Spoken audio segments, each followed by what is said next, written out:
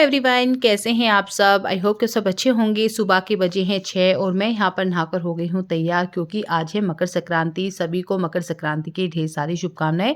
और इससे पहले आप सबको नए साल की भी ढेर सारी शुभकामनाएं, क्योंकि नया साल चल चुका है, 15 दिन बीत भी चुके हैं, लेकिन इस साल में मेरा ये पहला ब्लॉग है, तो इसीलिए सभी को ढेर सारी शुभकामनाएं। ये नया साल आप सबके जीवन में बहुत सारी खुशियां लेकर आए। इसके बाद मैं तैयार होकर जाऊँगी मंदिर में और मुझे करनी है पूजा, और फिर हम निकालेंगे सीधा, क्योंकि सबसे पहले नहा धोकर हमें सीधा ही निकालना होता है। इससे पहले हमें कुछ खाना नहीं होता है। सीधे में हम क्या निकालते हैं, वो होता है हमारा सूखा सामान। कोई भी हमारा सामान, जैसे कि दालें वगैरह होती हैं, चीनी, कुछ भी खाने-पीने का जो भी सामान होता है वो निकलता है। निकालने के बाद, यानी कि मिनसने के बाद, हम उसे या तो मंदिर में भिजवा देते हैं पंडित जी को, या फिर किसी ज़रूरतमंद को हम उसे दे देते हैं। और खिचड़ी का सामान भी निकलता है। मकर संक्रांति को खिचड़ी का सामान निकालना बहुत ज़रूरी होता है, और ये होती है हमारी जैसे काली दाल चावल या फिर मूँग की दाल चावल। और निकलते हैं तिल के लड्डू। तिल के लड्डू तो मैंने कल ही बना के रख लिए थे। मकर संक्रांति को तिलों का दान करना बहुत ही अच्छा माना जाता है। आप काले तिलों का दान भी कर सकते हैं, सफ़ेद तिलों का दान भी कर सकते हैं। काले तिलों का दान करना अच्छा माना जाता है, जिसके ऊपर साढ़े साती चल रही हो या फिर शनि की कोई भी महादशा हो, तो उसको दूर करने के लिए आप काले तिलों का दान कर सकते हैं। और यहाँ पे मैं मंदिर में आ चुकी हूँ। मैंने लड्डू गोपाल की आज तिल के तेल से मालिश की है, क्योंकि मकर संक्रांति है और तिल के तेल का बहुत ही महत्व होता है। तो तिल के तेल से मैंने मालिश की है, और तिल के लड्डू का मैंने भोग लगाया है अपने लड्डू गोपाल को, और नए वस्त्र धारण कराए हैं। बहुत ही प्यारे लग रहे हैं। आज मैंने इनके लिए नए वस्त्र खरीदे थे। और इसके बाद मैं जाऊँगी तुलसा जी की पूजा मकर करने। संक्रांति के दिन बहुत सारे नियम लिए जाते हैं, जो कोई भी ले सकता है। जैसे तुलसी माता को बिंदी लगाने का नियम, सूर्य भगवान को जल देने का नियम, ये 1 साल तक लिए जाते हैं, और अगली मकर संक्रांति पर ही इसका उद्यापन किया जाता है। तो यहाँ पर मैं कोई नियम वगैरह तो नहीं लेती हूँ, लेकिन तुलसा जी की पूजा मैं हमेशा ही करती हूँ। और वैसे तो रोज़ ही करते हैं, लेकिन मकर संक्रांति के दिन मैं चुन्नी उठाकर अच्छी तरह से उनकी पूजा करती हूँ। और इसके बाद मैंने भी उनको बिंदी लगाई है। और जब इनका उद्यापन होता है, तब सोने की बिंदी दान करनी होती है। वो आसानी से आपको सुनार की दुकान पे छोटी-सी बिंदी मिल जाएगी, और वस्त्र भी दान करने होते हैं उद्यापन में। इसके बाद मैं आ गई थी सूर्य भगवान को जल देने के लिए। मकर संक्रांति के दिन सूर्य भगवान को जल देना बहुत ही अच्छा माना जाता है, और तांबे के लोटे में दिया जाए तो और भी अच्छा माना जाता है। तो यहाँ पर मैं जल दे रही थी। जल तो हम डेली ही देते हैं सूर्य भगवान को, लेकिन मकर संक्रांति के दिन ज़रूर देना चाहिए। और बहुत से लोग तो सूर्य भगवान को जल देने का नियम भी पकड़ते हैं, और फिर इनका उद्यापन करते हैं अगली मकर संक्रांति पर ही। उनका इनका उद्यापन भी काफ़ी आसान है, ज़्यादा कठिन नहीं है। वस्त्र दिए जाते हैं पंडित और पंडिताइन को, और एक तांबे के लोटे में चावल भरकर दान दिए जाते हैं, मिठाइयाँ वगैरह दी जाती हैं। वो आपकी इच्छा है, आप कितना भी बढ़ा के दे सकते हैं, कितना भी कम दे सकते हैं, ऐसी कोई ज़रूरत नहीं है। और यहाँ पर मैं लेके आई हूँ चिड़ियाओं के लिए दाना। तो इसका भी नियम पकड़ा जाता है कि 1 साल तक हम दाना डालेंगे। मैं अभी कोई नियम नहीं पकड़ रही हूँ, लेकिन मैं ये सारे काम ज़रूर करती हूँ। तो यहाँ पर मैंने पक्षियों को दाना डाल दिया है। आप जब अगर आप इसका नियम पकड़ना चाहते हैं कि मैं 1 साल तक चिड़ियाओं को दाना डालूँगी या डालूँगा, तो आप डाल ले सकते हैं इस नियम को। इस नियम को भी आपको 1 साल तक पुगाना है, और अगली मकर संक्रांति पर ही इसका उद्यापन करना है। उद्यापन में आपको 5 किलो, 11 किलो इसी तरह से दाना लेना है, और इसके साथ लेनी है एक चांदी की चिड़िया। वो आसानी से आपको सुनार की दुकान पे मिल जाएगी। 250-300 रुपए में छोटी-सी चिड़िया मिल जाती है। तो इसके अंदर रखकर आपको दान कर देना है। जब भी आप कभी कोई भी दान करते हैं, तो आपको उसको मिनस के करना है। बिना मीन से आप कोई भी दान ना करें, वरना आपका कोई भी दान नहीं लगेगा।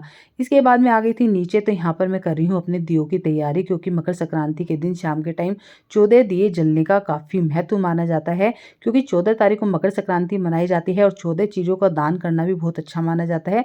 तो यहाँ पर मैंने अपने 14 दिए तैयार कर लिए हैं। अब आप पूछोगे कि ये 14 दिए मैं कहाँ जलाने वाली हूँ? तो ये मैं एक जगह नहीं जलाऊँगी। इसको एक मैं विष्णु भगवान के सामने जलाऊँगी, तुलसी माता के सामने जलाऊँगी, और एक अपने घर की चौखट पे जलाने वाली हूँ, रसोई में जलाने वाली हूँ, और पीपल पे जाके जलाऊँगी, शनि भगवान पे जलाऊँगी, हनुमान जी पे जलाऊँगी, शिव भगवान पे जलाऊँगी। तो ये इस तरह से बहुत सारे जो भी मेरे 14 दिए हैं, जगह-जगह मुझे जलाने हैं, और एक हमें जल के समीप रख कर भी जलाना है। तो इस तरह से मेरे सारे दिए तैयार हो गए हैं। मैंने भी पिछली मकर संक्रांति पर एक नियम लिया था राम नाम लिखने का। तो यहाँ पर मैंने एक डायरी ले ली है, और ये जो राम नाम होता है मैं आपको बताती हूँ किस तरह से इसको नियम लिया जाता है और हमें क्या-क्या करना होता है। तो मकर संक्रांति के दिन हमें ये नियम लेना होता है कि हम राम नाम लिखेंगे। तो हम यहाँ पर डायरी ले सकते हैं, एक कोरी कॉपी ले सकते हैं, लेकिन ये हमें लाल पेन से ही लिखने होते हैं और पहला पेज हमें मकर संक्रांति के दिन ही पकड़ना होता है और मंदिर के सामने बैठकर ही लिखना होता है। जब हम राम नाम लिखते हैं तो मुख से भी हमें राम नाम बोलना होता है और 365 दिन तक हम इसे लिखते हैं जब तक अगली मकर संक्रांति आती है। और हमारी 1 कॉपी भी भर सकती है, 2 भी भर सकती हैं, 3 भी भर सकती हैं। आप डेली का 1 पेज लिखें या फिर आप 2 पेज लिखें, 3 लिखें, वो आपकी इच्छा है। अगर आपका बीच में 2 से 3 दिन छूट जाते हैं तो आप उसे बाद में कंप्लीट कर सकते हैं। उन पेज को आप बीच में छोड़ दें और बाद में उन्हें कंप्लीट कर लें। और इस तरह से यहाँ पे आज मेरा भी कंप्लीट हो जाएगा। आज 1 साल हो चुका है। पिछली मकर संक्रांति को मैंने राम नाम पकड़ा था और इस बार मेरा कंप्लीट हो जाएगा। तो मैं यहाँ पे करूँगी उद्यापन। उद्यापन में भी ज़्यादा कुछ करने की ज़रूरत नहीं होती है, तो हल्का-फुल्का ही उद्यापन होता है, लेकिन ये हमारे एक नियम हो जाते हैं और हमें हमारे मन को भी अच्छा लगता है। तो आप इसे घर में भी रख सकते हैं, जो हमारी ये कॉपी होती है, और आप इसे जल में भी प्रभावित कर सकते हैं। और यहाँ पर देखिए, अब मैं आपको बताती हूँ कि हमने उद्यापन में क्या-क्या लिया है। तो मैंने उद्यापन में लिया है एक सूट या साड़ी। आप गरम सूट ले सकते हैं या फिर कोई साड़ी ले सकते हैं, स्वेटर वगैरह ले सकते हैं, सॉक्स ले सकते हैं, कैप ले सकते हैं। तो यहाँ पे मैंने एक सूट ले लिया है और यहाँ पे जेंट्स के कपड़े ले लिए हैं और एक ले लिया है मैंने गरम कंबल।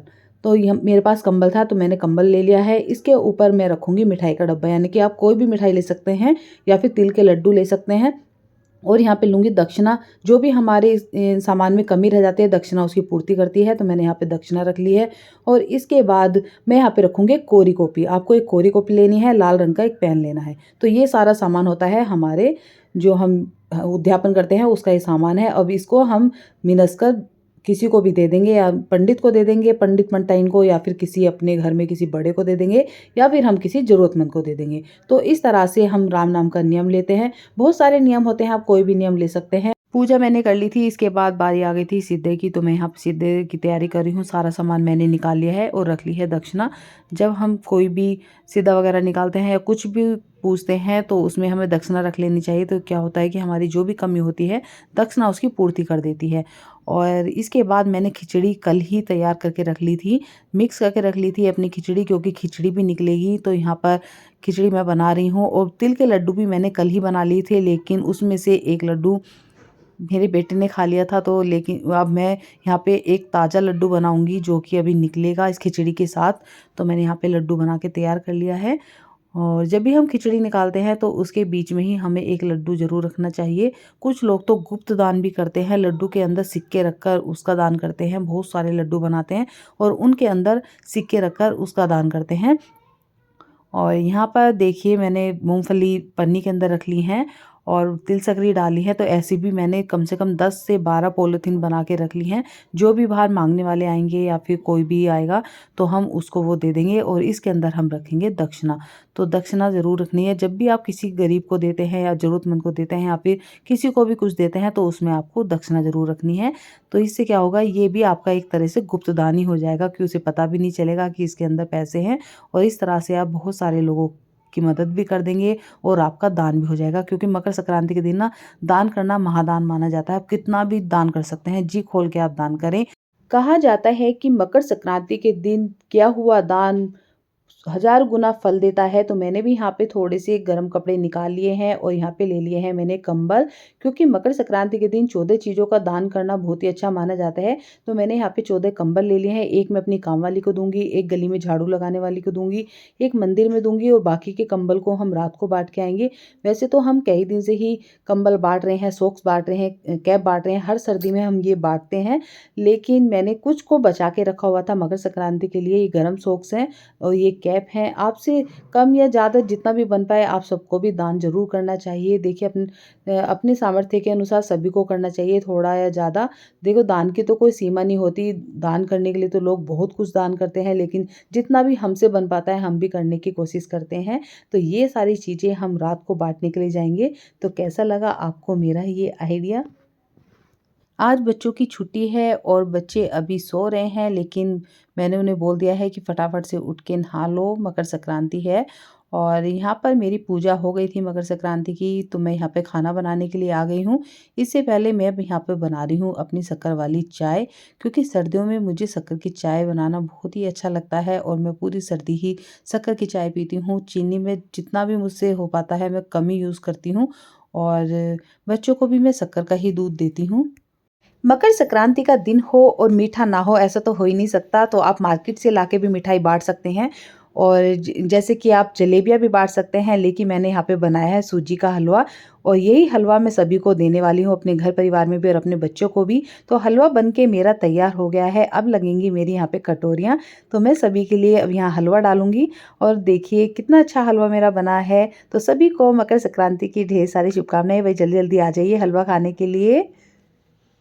जो हम बाँटने के लिए टोपे लाए थे, वो इतने प्यारे-प्यारे कलर के थे कि मुझसे रहा ही नहीं गया। हमारे घर में भी 3 से 4 बच्चे हैं छोटे-छोटे, तो मैंने सभी के लिए टोपे तैयार किए। तो मेरे पास ऊन रखी हुई थी और मेरा दिमाग चलने लगा था अपना, जो भी मैंने सोचा कुछ ना कुछ तो अलग किया जाए। तो मैंने ऊन से बच्चों के नाम लिख दिए सभी टोपे, तो बच्चे इतने खुश हो गए थे, क्योंकि बच्चों की खुशी से बढ़कर कुछ भी नहीं है। तो मैंने सारे बच्चों के ही कैप तैयार किए हैं और उनके सभी के नाम कैप के ऊपर लिखे हैं। तो मैं आपको भी दिखाती हूँ। तो देखिए भावेश मैंने लिख दिया है और ये इस टोपे को ओढ़ के इतना खुश हो रहा था कि कितना प्यारा टोपा बनाया है मैया ने। और इसके बाद अबीर कहाँ पीछे रहने वाला था, तो मैंने अबीर के नाम का भी कैप बना दिया है और ये है मेरे माधव का कैप, क्योंकि छोटा-सा कैप है, माधव पूरा नहीं आ पा रहा था, तो मैंने छोटा-सा एम बना दिया है और मेरे माधव का भी टोपा तैयार हो गया। मकर संक्रांति है और बच्चों को गिफ्ट ना दिए जाए ऐसा तो हो ही नहीं सकता। आज हमारे घर में हमारी काम वाली पता नहीं कहाँ से ये अनोखा फल लेके आई है, मेरे हाथ से भी ज़्यादा बड़ा है। वो बता रही थी कि ये नींबू है, लेकिन मुझे नहीं लगता ये नींबू है, इतना बड़ा फल है। वो बोल रही थी कि हमारे यहाँ पर बहुत बड़ा पेड़ होता है, उस पे लटकते रहते हैं। और अगर आपको इस फल के बारे में कुछ भी पता है कि इस फल का क्या नाम है, इसे क्या कहते हैं, तो मुझे आप कमेंट करके ज़रूर बताना है। तो मैं इसे कट करके देखती हूँ कि ये क्या निकलता है, तो मैंने इसको कट कर दिया है और ये अंदर से देखिए संतरे की तरह इसका कलर है और लेकिन ये देखने में मौसमी की तरह लग रहा है। अब इसको खा के और देखा जाए कि ये इसका टेस्ट कैसा है, तो मैंने इसको कट कर लिया। इसके अंदर से कूड़ा बहुत ज़्यादा निकला है और ये जो फल है ये बहुत कम निकला है। तो लेकिन मैं इसे टेस्ट करके देखती हूँ, ये टेस्ट में बहुत ही अच्छा है, काला नमक डाल के बहुत ही अच्छा लगा है। और इसी के साथ मैं अपने व्लॉग को यहीं पर एंड करती हूँ। अगर आपको पता हो कि ये कौन-सा फल है, तो मुझे कमेंट करके आप ज़रूर बताना। राधे राधे। मकर संक्रांति की ढेर सारी शुभकामनाएँ।